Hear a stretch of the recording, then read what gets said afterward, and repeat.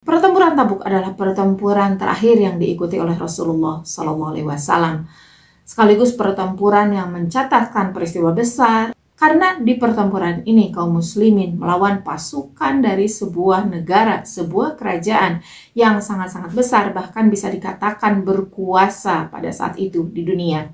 Selain menghadapi pasukan besar, catatan sejarah pertempuran Tabuk juga menuliskan berbagai halangan dan rintangan yang dihadapi oleh kaum muslimin.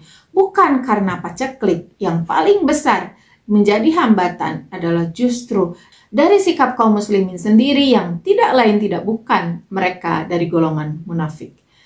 Apa saja sih yang mereka lakukan dan apa imbas bagi pasukan kaum muslimin di pertempuran Tabuk ini? Teman pecinta sejarah, akan kita bahas di video kali ini.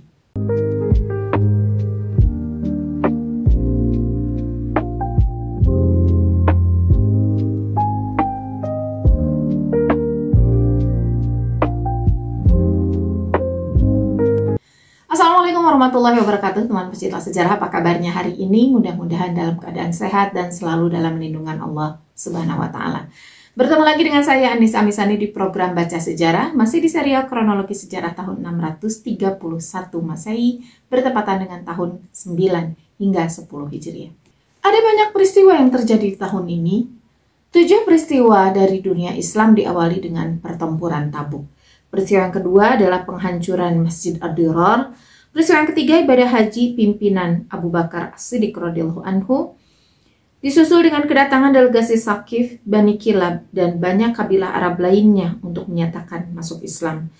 Yang kelima adalah pengiriman para sahabat untuk mengajarkan Islam ke berbagai daerah. Kemudian kematian Nejus atau An-Najasyi, di mana Nabi SAW melaksanakan sholat gaib untuk beliau. Yang ketujuh adalah kematian putri Rasulullah SAW, Ummu Kulthum radhiyallahu anha. 6 peristiwa yang datang dari luar dunia Islam adalah penobatan Az-Zarmidoh sebagai Ratu Persia. Disusul kemudian dengan penobatan Khosru Ferrukhzad atau Kisra III sebagai Raja Persia. Yang ketiga, penunjukan Cyrus, Patriark Alexandria oleh Heraklius sebagai Raja Muda Mesir. Yang keempat adalah pertempuran Wogastisburg, di mana suku Slav mengalahkan bangsa Frank. Yang kelima, pergantian tahta Visigoth, di mana Raja Sintila digantikan oleh Sisenan. Dan yang terakhir adalah pembatalan skema feodal di dinasti Tang, kerajaan yang pada saat itu berkuasa di Tiongkok. Dan teman pecinta sejarah, kita masuk ke bahasan kita yang pertama, yaitu pertempuran Tabuk. Di video kemarin kita sudah membahas tentang awal mula terjadinya pertempuran Tabuk. Dan di kisah kemarin kita juga sudah sampai di mana Rasulullah SAW menyiapkan pasukannya. Dan bahkan kaum muslimin itu memberikan sumbangan yang banyak untuk keperluan pertempuran Tabuk. Pada saat sedang bersiap-siap seperti itu, muncul satu peristiwa yang di buku kelengkapan tarikh Nabi Muhammad SAW yang ditulis oleh Munawwar Khalil. Kisah ini ditulis dengan judul Perundingan dan Hasutan Kaum Munafik kepada Kaum Muslimin.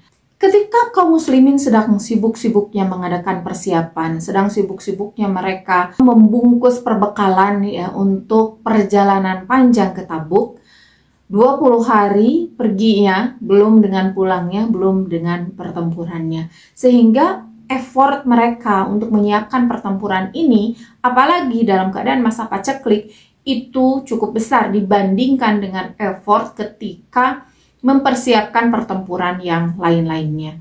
Karena ya ini satu menghadapi pasukan besar, yaitu Bizantium, pimpinan Heraklius. Dan lagi lokasi pertempurannya juga sangat-sangat jauh, sampai 20 hari lebih kurang perjalanan perginya saja.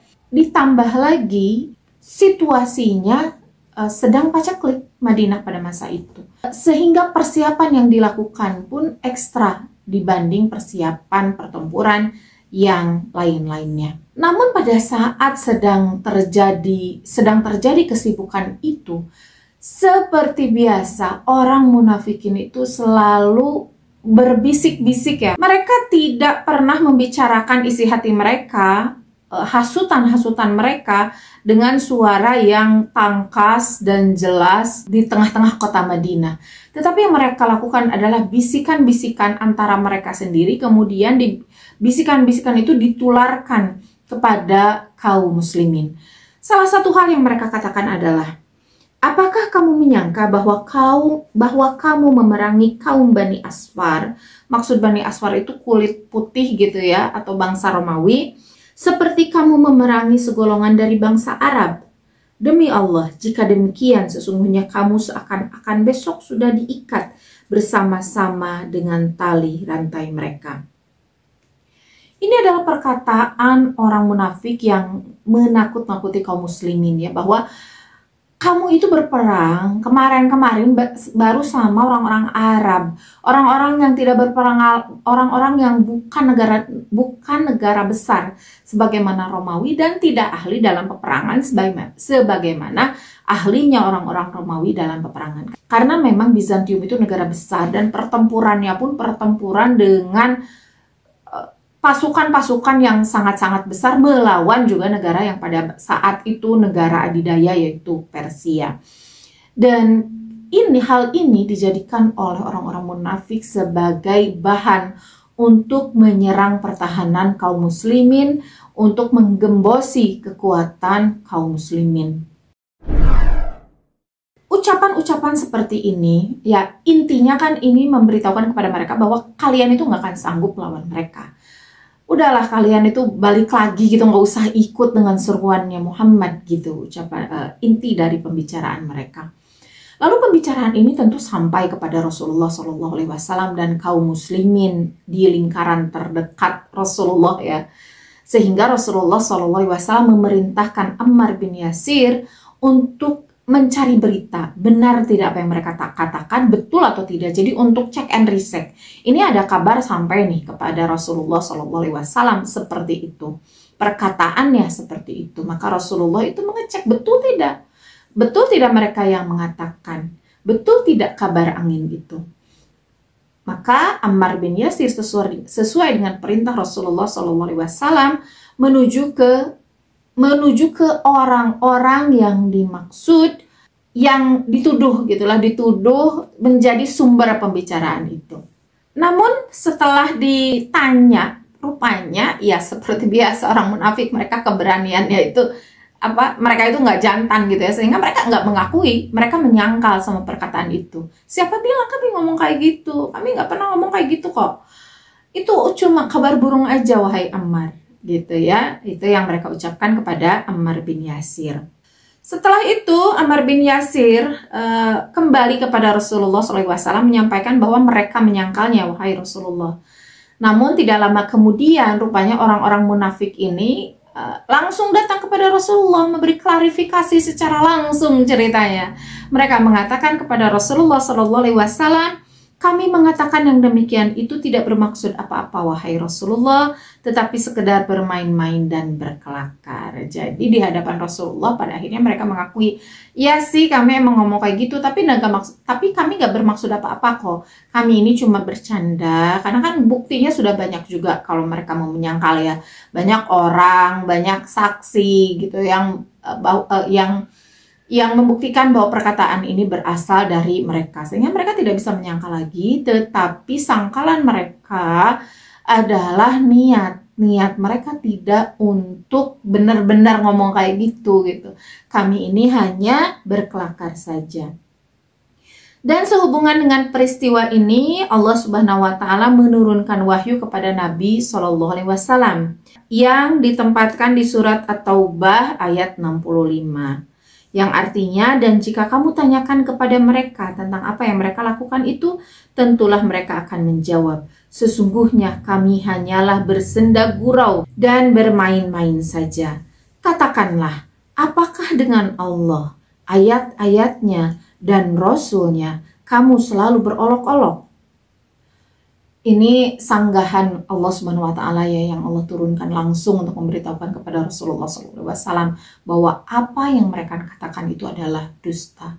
Selanjutnya Rasulullah SAW bertanya kepada seseorang di antara mereka, yaitu Jad bin Qais.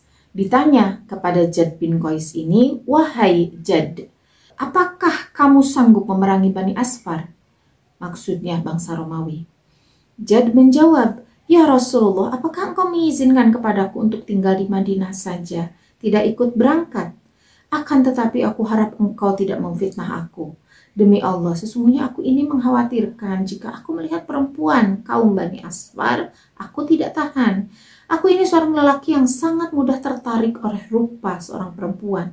Tidak ada seorang lelaki dari golongan kaumku yang amat mudah tertarik dan birahi terhadap seorang perempuan selain aku." Ini mempermalukan diri sendiri sebetulnya Jad bin Qais. Ia pada dasarnya meminta agar Rasulullah SAW mengizinkan dia untuk tidak pergi. Karena alasan yang tadi, alasan bahwa saya ini ingin menjaga agama saya, ingin menjaga diri saya gitu. Gak mau berangkat karena saya takut tergoda oleh perempuan-perempuan kulit putih itu.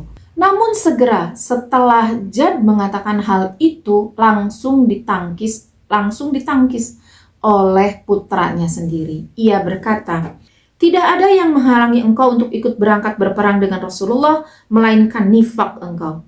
Terhadap apa yang demikian itu tentu nanti Allah menurunkan firman-Nya." Ini putranya saja tahu banget bagaimana ayahnya keseharian di rumah gitu ya. Bahwa apa yang ayahnya katakan itu hanya dipakai alasan saja gitu. Untuk menjaga diri dan sebagainya itu alasan saja. Ia mengatakan bahwa sesungguhnya engkau ini hanya ingin menolak kewajiban atau menolak perintah dari Rasulullah SAW, padahal kamu itu tidak punya halangan apa-apa. Itu anaknya sendiri berkata seperti itu. Ini seperti Abdullah, putra dari Abdullah bin Ubay ya, yang dia beriman betul-betul, berbeda dengan ayahnya yang munafik. Ini putra dari Jad bin Qais juga bersikap sama, dia memiliki keimanan yang lurus, berbeda dengan ayahnya. Mendengar perkataan Jad yang sangat memalukan itu, Nabi SAW berpaling darinya dan bersabda, "Sungguh, aku mengizinkan untuk engkau." Ya, Rasulullah SAW saja malu gitu mendengarnya ya. Tapi si Jad bin Qais ini ya dia nggak malu-malu mengatakan hal seperti itu. Bahkan kalaupun iya kan, kalau orang beriman, kalaupun dia lemah terhadap perempuan, dia akan menyembunyikan kelemahannya itu. Malu kalau kelemahannya itu diperlihatkan kepada orang, apalagi ini dengan perkataan dia sendiri gitu. Ini dengan yang keluar dari mulutnya sendiri. Ini kan membongkar ya rasa malunya udah hilang demi untuk tidak ada di dalam barisan Rasulullah, demi untuk menolak perintah Rasulullah SAW. Setelah Rasulullah SAW berpaling darinya dan memberikan izin, Jad bin Qais itu menampar putranya. Kayak ini anak sikapnya kok beda dengan aku gitulah, bertentangan dengan ayahnya gitu, dan itu yang membuat dia kesal. Karena berani-beraninya dia membocorkan rahasia gitu bahwa aku ini cuma nifak gitu, cari-cari alasan gitu. Itu yang membuat Jad bin Qais ini kesal kepada putranya. Sehubungan dengan peristiwa itu, ketika itu Allah menurunkan wahyunya kepada Nabi SAW. Di antara mereka ada yang berkata, berilah aku keizinan tidak pergi berperang, dan janganlah kamu menjadikan aku terjerumus ke dalam fitnah. Ketahuilah bahwa mereka telah terjerumus ke dalam fitnah, dan sesungguhnya jahanam itu benar-benar mengepung orang-orang yang kafir. Ini surat At-Taubah, arti dari surat At-Taubah ayat 49. Jad bin Qais ini tidak selesai sampai situ. Ternyata apa yang dia lakukan, dia malu hati juga karena ada peristiwa bahkan sampai turun surat gitu ya yang berkaitan dengan dia, dan ini orang-orang kayaknya sudah pada tahu gitu, ini surat berkaitan dengan dia. Maka untuk menangkis gosip itu, untuk menangkis prasangka itu, pada akhirnya dia memberikan sumbangan-sumbangan yang cukup banyak kepada pasukan kaum muslimin. Namun sebelum niatnya ini dilakukan, rupanya Allah Subhanahu wa taala menolak apa yang dia berikan dengan menurunkan surat At-Taubah ayat 53 hingga 54. Katakanlah, nafkahkanlah hartamu, baik dengan sukarela maupun dengan terpaksa. Namun nafkah itu sekali-kali tidak akan diterima dari kamu. Sesungguhnya kamu adalah orang-orang yang fasik, dan tidak ada yang menghalangi mereka untuk diterima dari mereka nafkah-nafkahnya, melainkan karena mereka kafir kepada Allah dan Rasul-Nya, dan mereka tidak mengerjakan sholat melainkan dengan malas, dan tidak pula menafkahkan harta mereka melainkan dengan rasa enggan. Digambarkan oleh Jad bin Qais saja ya. Jadi yang mencari-cari alasan ini bukan hanya Jad bin Qais, tetapi banyak orang. Jad bin Qais ini hanya satu yang disebutkan dalam sirah. Ada banyak orang-orang munafik lain di Madinah yang bahkan jelas-jelas menghasut kaum muslimin untuk tidak ikut ke dalam pasukan kaum muslimin. Mereka mengatakan, janganlah engkau ikut berperang karena sekarang sedang musim panas yang terik, gitu ya. Menghasut kaum muslimin supaya barengan sama mereka, nggak berperang. Jadi mereka banyak temennya gitu. Dengan merayu-rayu, udahlah, perang itu nanti juga ada lagi. Ini keadaan sedang paceklik begini, sedang musim panas begini, perbekalan juga kita harus banyak. Kita harus menyiapkan orang-orang di rumah gitu ya. Sementara persediaan kita sedikit. Udahlah, nggak usah ikut. Kita di rumah saja. Malah meringankan gitu ya. Meringankan, tidak nambah-nambah perbekalan gitu. Perbekalan juga harus banyak. Dan sehubungan dengan itu, Allah Subhanahu wa taala juga menurunkan wahyunya kepada Nabi Shallallahu alaihi wasallam di surat At-Taubah ayat 81 hingga 82. Dan mereka berkata, janganlah kamu berangkat pergi berperang dalam panas terik ini. Katakanlah api neraka jahanam itu lebih sangat panasnya. Jikalau mereka mengetahui, maka hendaklah mereka tertawa sedikit dan menangis banyak sebagai balasan dari apa yang selalu mereka kerjakan. Demikianlah di antara hasutan-hasutan sebagian kaum munafik yang ditujukan kepada kaum muslimin yang hendak berangkat ke Tabuk untuk memenuhi panggilan Nabi Shallallahu alaihi wasallam. Kisah lain yang tentang munafik ini belum selesai, teman-teman pecinta sejarah. Jadi ada juga orang-orang munafik, mereka yang mendekat kepada Rasulullah SAW tapi untuk meminta izin, memohon diri dan tidak ikut berangkat dengan mengemukakan beberapa alasan kepada Nabi SAW dan menunjukkan bahwa mereka ini sedang berhalangan. Gitu. Ada, wahai Rasulullah SAW, kami ini punya alasan. Pada waktu Rasulullah SAW dan para sahabat sedang mempersiapkan keberangkatan mereka, keberangkatan ke Tabuk. Di tengah persiapan ini dikisahkan ada 80 orang sahabat yang datang. Ada yang berbarengan gitu ya, ada yang berbeda waktunya. Mereka datang kepada Rasulullah SAW untuk meminta izin karena mereka memiliki uzur. Ada beberapa orang dari golongan Ansor di Madinah yang datang kepada Nabi SAW untuk memohon supaya mereka diberi alat perlengkapan untuk ikut berperang. Ketika itu Allah menurunkan wahyunya kepada Nabi SAW yang ada di surat At-Taubah ayat ke-90 hingga 96. Dan datang kepada Nabi orang-orang yang mengemukakan uzur, yaitu orang-orang Arab penduduk padang pasir, agar diberi izin bagi mereka untuk tidak berjihad. Sedang orang-orang yang mendustakan Allah dan Rasul-Nya duduk berdiam diri saja. Kelak orang-orang yang kafir di antara mereka itu akan ditimpa azab yang pedih. Tiada dosa karena tidak pergi berjihad atas orang-orang yang lemah, atas orang-orang yang sakit, dan atas orang-orang yang tidak memperoleh apa yang akan mereka nafkahkan. Apabila mereka berlaku ikhlas kepada Allah dan Rasul-Nya, tidak ada jalan sedikit pun untuk menyalahkan orang-orang yang berbuat baik.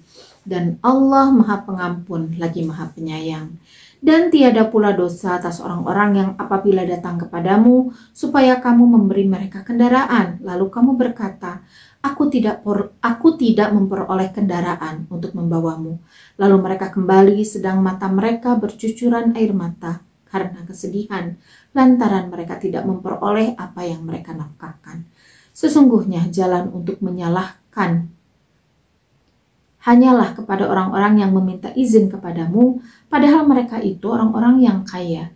Mereka rela berada bersama-sama orang-orang yang tidak ikut berperang, dan Allah telah mengunci mata hati mereka. Maka mereka tidak mengetahui akibat perbuatan mereka itu.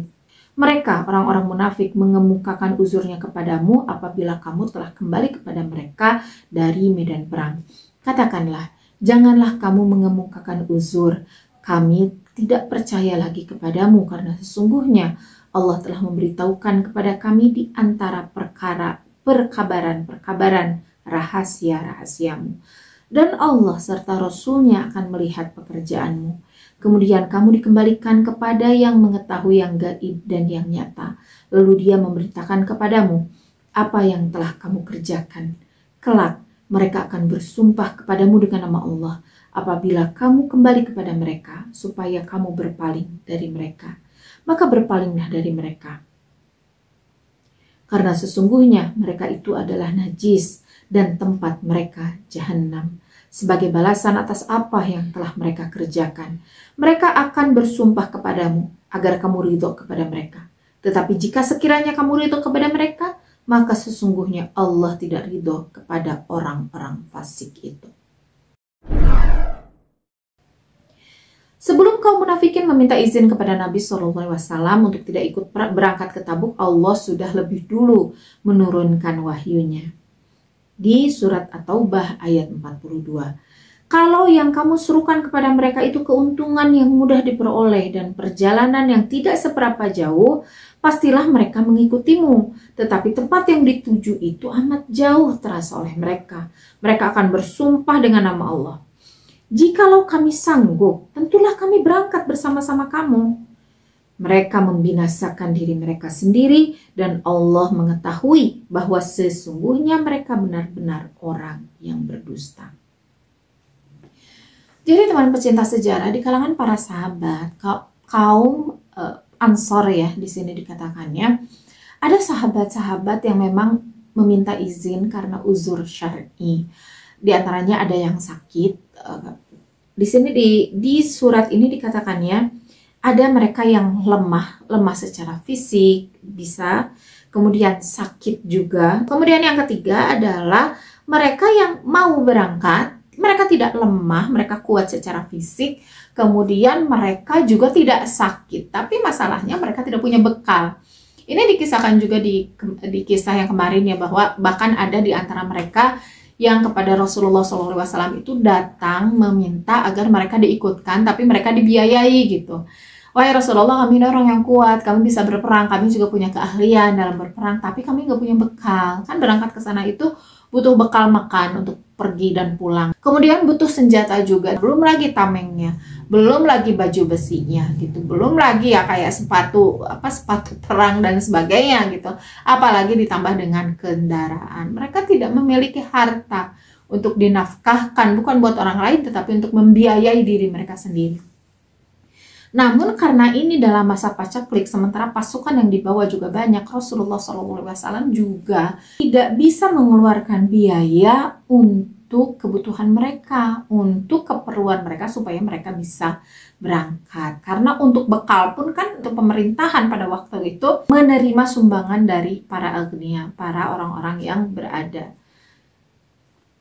Nah, untuk orang-orang yang seperti ini, Allah Subhanahu wa Ta'ala memberikan rukhsah, memberikan kepada mereka izin untuk tidak ikut berangkat dan bahkan tidak dikatakan dosa.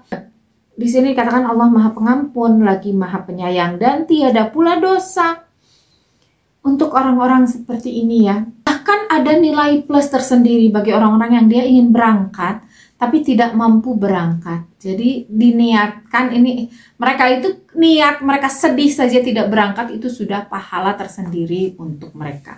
Hanya saja di sini Allah langsung menceritakan bahwa ada orang-orang yang mereka itu kaya. Kan kalau tadi para sahabat itu kembali gitu ya, tidak mendapati bekal untuk berangkat terus mereka nangis. Sementara ada orang-orang kaya, mereka itu nggak mau berangkat. Mereka malah ingin mendapatkan rukhsah dan mereka nggak bilang dulu gitu. Nanti setelah kembali, ini udah dibocorkan duluan oleh Allah Subhanahu wa Ta'ala. Nanti setelah kamu kembali, wahai Muhammad, mereka meminta kepada kamu, meminta keridhaan kamu, izin kamu gitu. Namun di sini, kalaupun di sini dijawab oleh Allah Subhanahu wa taala, kalaupun kamu ridho terhadap mereka, maksudnya Rasulullah tidak, ya udah gitu ya, membiarkan mereka, itu urusan mereka dengan Allah Subhanahu wa taala, dan Allah di sini tidak ridho dengan apa yang mereka perbuat. Allah tidak ridho kepada orang-orang fasik itu. Setelah kaum muslimin meminta izin kepada Nabi SAW dan Nabi telah mengizinkannya juga, Allah menurunkan wahyunya kepada Nabi SAW di At-Taubah ayat 43. Semoga Allah memaafkanmu. Mengapa kamu memberi izin kepada mereka untuk tidak pergi berperang sebelum jelas bagimu orang-orang yang benar dalam keuzurannya dan sebelum kamu mengetahui orang-orang yang berdusta? Jadi kan Rasulullah SAW kepada, jadi orang munafik itu ada mereka yang tidak berangkat itu ada dua macam ya. Ada yang mencari alasan seperti tadi Jad bin Qais ini kan memberikan alasan. Mereka ini ada dua golongan lah ya. Golongan yang pertama itu mereka yang meminta izin kepada Rasulullah SAW di awal. Jadi ketika di awal keberangkatan, sebagaimana Jad bin Qais yang dia meminta izin karena sebab yang tadi dia katakan. Lalu Rasulullah SAW mengizinkan. Dan ada juga bukan hanya Jad bin Qais, ada juga orang-orang Ansor yang lain dari golongan munafik itu meminta izin sebelum keberangkatan. Dan rupanya Rasulullah SAW juga mengizinkan. Tetapi ada juga orang-orang munafik yang dia nggak ngasih tahu dulu ke Rasulullah, tahu-tahu nggak berangkat aja. Dan mereka meminta izinnya itu atau bahkan meminta ampunnya, meminta keridhaan kepada Rasulullahnya itu setelah Rasulullah pulang. Nah, di sini Allah Subhanahu wa taala membongkar rahasia-rahasia kaum munafikin kepada kaum muslimin sebagai peringatan dan pengajaran agar segenap kaum muslimin jangan sampai berkecil hati karena melihat sikap pengecut dan sepak terjang mereka yang begitu buruk, hina serta jahat. Di sini Allah Subhanahu wa taala mengoreksi sikap Rasulullah Shallallahu alaihi wasallam yang memberikan izin kepada orang-orang munafik ini. Semoga Allah memaafkanmu. Mengapa kamu memberi izin kepada mereka gitu ya? Jadi harusnya jelas dulu mana nih yang benar-benar memang uzur, mana yang tidak. Sementara dan ini berarti menjadi peringatan juga buat kita bahwa meskipun mereka izin dulu gitu, kalau izinnya itu bohongan itu ya jangan diberi izin gitu. Kalau yang uzurnya benar-benar memang uzur, barulah mereka yang diberi rukhsah. Jadi urusan mereka berbohong, mencari uzur, mencari alasan, kemudian harusnya jangan diizinkan. Masalah mereka sesudah jangan diizinkan, mereka tetap bolos atau tidak, yaitu urusan mereka. Tetapi secara syar'i jangan dulu diizinkan kalau jelas-jelas alasan mereka itu bohong ya, mereka itu hanya mencari-cari alasan untuk mendapatkan rukhsah saja. Orang-orang yang beriman kepada Allah dan hari kemudian tidak akan meminta izin kepadamu untuk tidak ikut berjihad dengan harta dan diri mereka.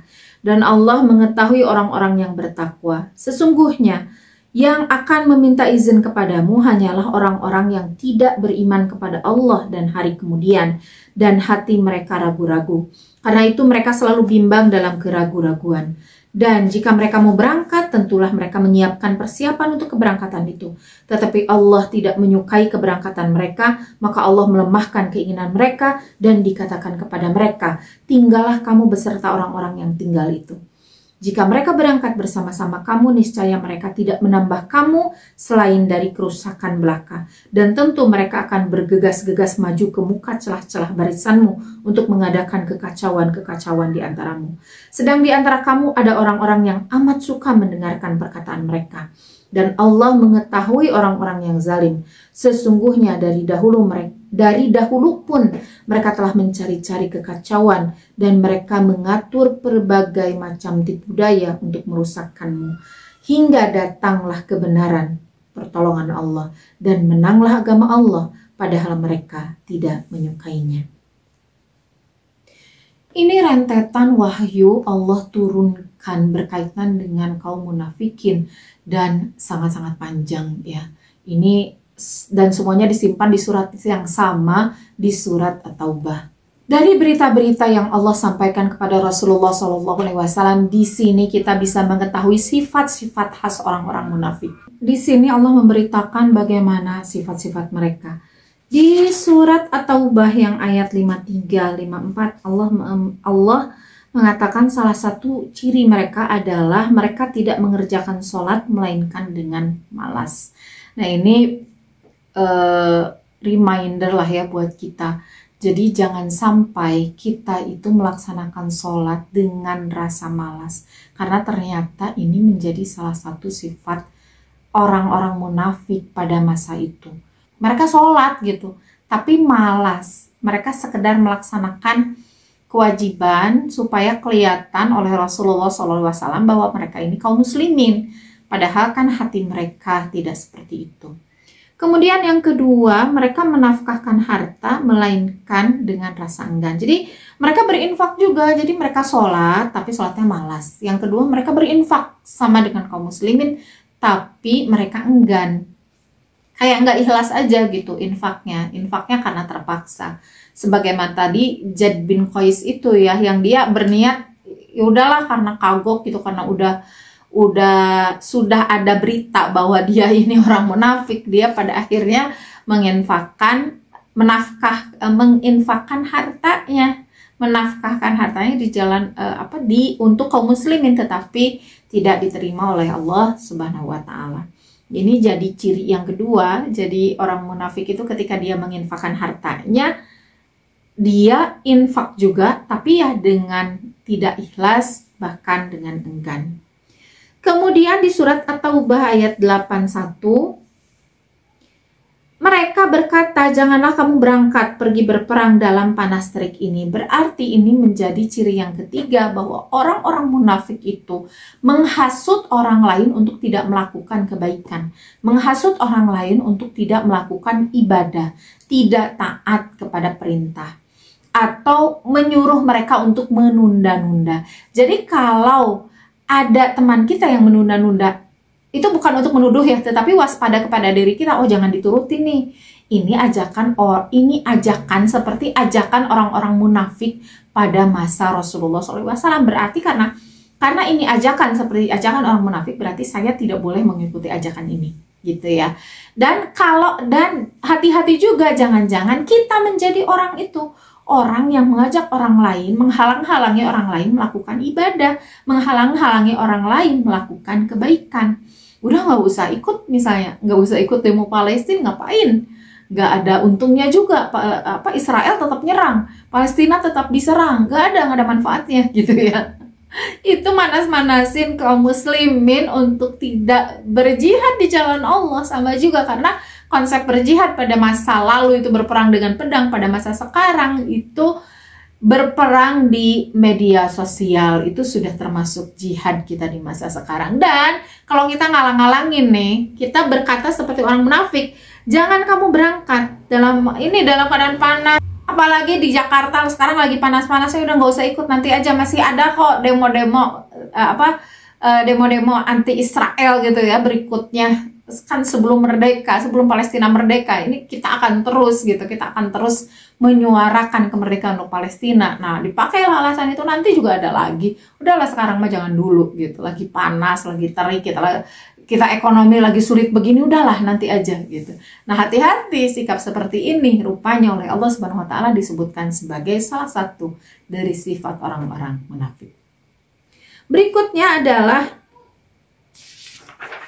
Ciri berikutnya adalah di surat At-Taubah ayat ke-42. Mereka akan bersumpah dengan nama Allah. Jikalau kami sanggup, tentulah kami berangkat bersama-sama kamu. Mereka dalam bersumpah atas nama Allah itu mudah sekali. Dan mereka kayak beralasan, iya sih kalau nggak panas kayaknya saya bakalan berangkat.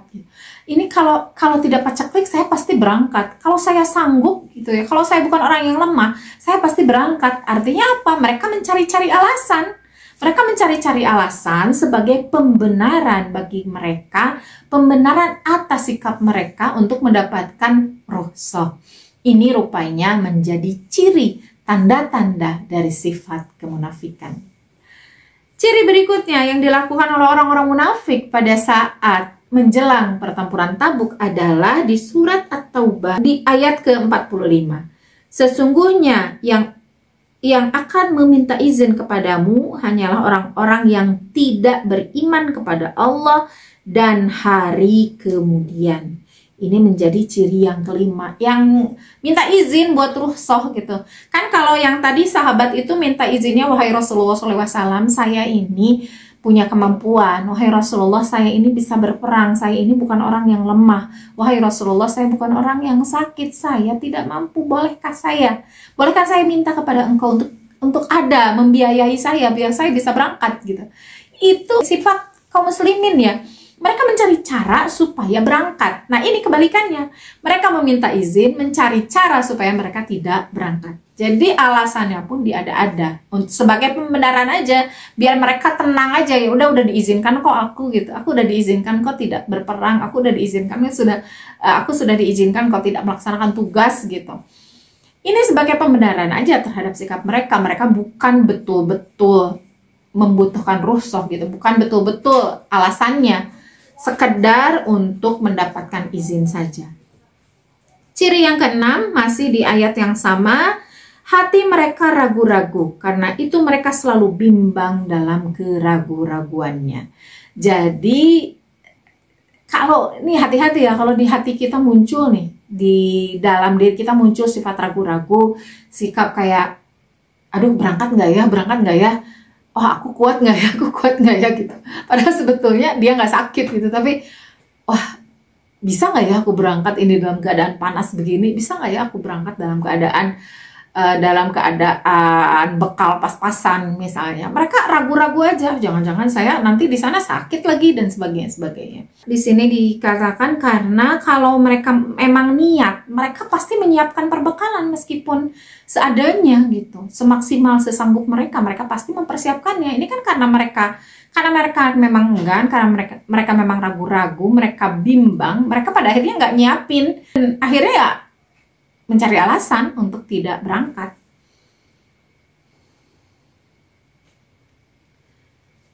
Dan tanpa diketahui, rupanya Allah Subhanahu wa Ta'ala memang menyaring orang-orang seperti ini. Jadi sudah ada di dalam diri mereka itu keraguan-raguan, sudah ada di dalam diri mereka itu keengganan. Allah pun pada akhirnya menjaga kaum muslimin dari keterlibatan mereka. Nauzubillah ya, jangan sampai ini terjadi pada diri kita. Jadi bukan hanya terhadap jihad seperti ini. Bisa saja keengganan kita dalam ibadah, keengganan kita malas sholat. Justru itu karena Allah Subhanahu wa Ta'ala lagi emang nggak mau didekati sama kita gitu.